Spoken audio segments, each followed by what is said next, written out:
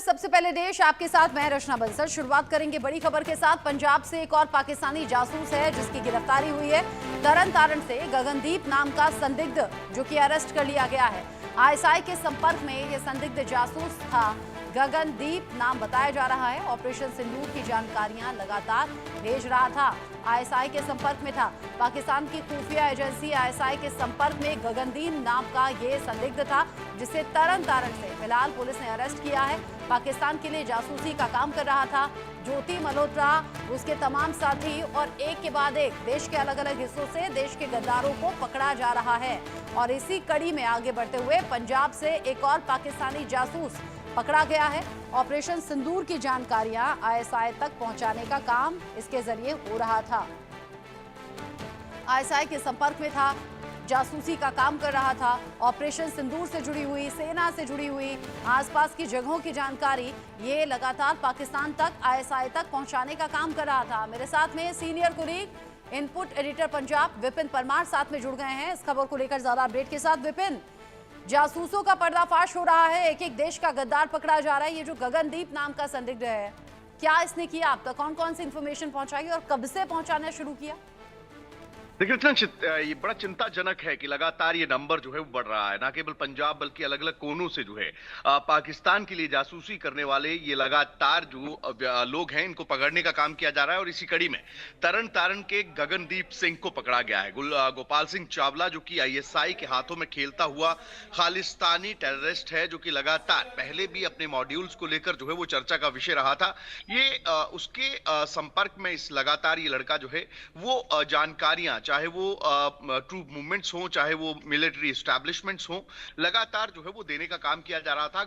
जो इनिशियल जानकारी निकली है उसमें यही स्पष्ट हुआ है कि गगनदीप सिंह जो कि तरनतारन के गांव का रहने वाला लड़का है, इसकी ओर से गोपाल सिंह चावला के साथ संपर्क जो है, जो गोपाल सिंह चावला की ओर से इसके साथ संपर्क साधा गया।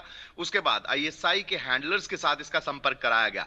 ऐसे में पिछले अगर बात करें तो काफी समय से जो है ये व्यक्ति जो है वो लगातार जानकारियां दे रहा था। इसके फोन से तकरीबन 20 आईएसआई के हैंडलर्स के नंबर्स मिले हैं और उनको जो जानकारी साझी की गई, चाहे वो ट्रूप मूवमेंट्स हो, चाहे मिलिट्री एस्टैब्लिशमेंट्स हो या फिर क्लासिफाइड इंफॉर्मेशंस की अगर बात करें तो वो देने का काम जो है वो किया गया। ऐसे में पुलिस की ओर से जो है अब इसका फोन जो है उसे रिकवर किया गया। पूरा डेटा जो है उसको भी जो है अब रिट्रीव करने का काम किया जा रहा है। लेकिन ये बड़ी चिंता का विषय है और लगातार कई खुलासे जो है वो गगनदीप सिंह की ओर से पूछताछ के दौरान जो है वो होते हुए नजर आएंगे। क्योंकि आईएसआई का ये पहला मॉड्यूल नहीं है कि वो खालिस्तान के टेररिस्ट का इस्तेमाल करते हुए, खालिस्तानी टेररिस्ट का इस्तेमाल करते हुए देश की शांति को भंग करने की कोशिश जो है वो कर रहे हो। क्योंकि इससे पहले भी कई चीजें हैं, चाहे वो इंटेलिजेंस हेडक्वार्टर के बाहर बम धमाके की रॉकेट लॉन्चर से हमले की बात हो, लुधियाना कोर्ट कॉम्प्लेक्स ब्लास्ट के मामले की बात हो, गोपाल सिंह चावला का नाम लगातार पॉपअप करता रहा है।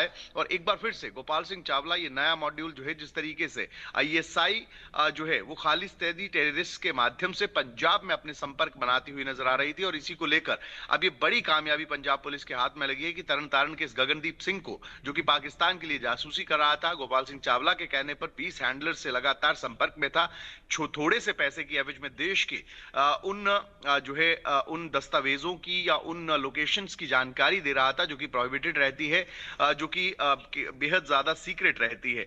अब देखना ये होगा कि और कौन कौन से खुलासे जो है वो रचना इससे पूछताछ के दौरान जो है वो देखने को मिलते हैं। जी, आप बता रहे हैं कि जानबूझकर खास लोगों को टारगेट करता था। यही ज्योति मल्होत्रा के केस में देखा गया था। और ज्योति मल्होत्रा जब केस सामने आया तो 15 साल पुराना माधुरी गुप्ता का केस भी सामने आया। ऐसा बैकग्राउंड देखना जिससे आसानी से ट्रैप हो सके, ऐसी ही सोच गगनदीप के लिए भी यहाँ पर देखी गई। ये बताइए, गगनदीप की उम्र क्या है? क्या खास तौर पर युवाओं को बरगलाने और बहकाने की कोशिश हो रही है? और क्या गगनदीप के साथ में कोई और भी हैं जो जासूसी का काम कर रहे थे?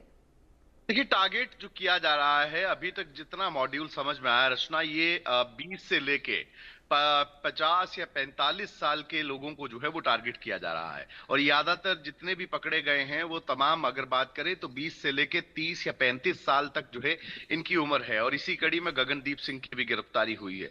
ये मोडस ऑपरेंडी साफ है कि आप लगातार जो है वो देश के खिलाफ इन युवाओं का इस्तेमाल कर रहे हैं और चंद चाहे वो जो है साम दाम दंड भेद, ये तमाम नीति अपनाकर, चाहे पैसा देना पड़े, चाहे हनी ट्रैप किया जाए, चाहे दबाव बनाया जाए, क्योंकि हिमाचल में जिस तरीके से अभिषेक की गिरफ्तारी हुई उसमें दबाव बनाया गया। लॉरेंस बिश्नोई के धमकी भरे फोन जिस तरीके से बताया जा रहा है कि गैंग्स के नाम से जो है गैंग्स को जो है वो कॉपी करके उसके स्टाइल में उसको धमकाया गया कि तुझे जान से मार दिया जाएगा। यहाँ पर अगर ज्योति मल्होत्रा को लिया जाए तो वहां पर आप देख सकते हैं कि एक इमेज बिल्डिंग का काम जो है एक एसेट की तरह डेवलप करने का काम जो है वो किया जा रहा था। देवेंद्र सिंह को अगर आप ले कैथल से तो उसको हनी ट्रैप करने का काम किया गया।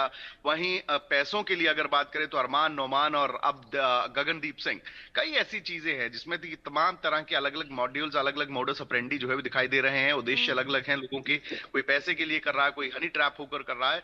तो लाजमी सी बात है, लेकिन ये बड़ी चिंता का विषय है कि पैसा हो या हनी ट्रैप हो, इन तमाम चीजों के चलते जो है लोग जो हैं वो देश के उन सीक्रेट्स को, उन जानकारियों को साझा कर रहे हैं, चाहे जिनको कभी भी किसी के साथ साझा नहीं किया जाना चाहिए। बिल्कुल, आईएसआई एजेंट्स का नंबर मोबाइल से मिला है और आईएसआई के संपर्क में गगनदीप नाम का ये लड़का था।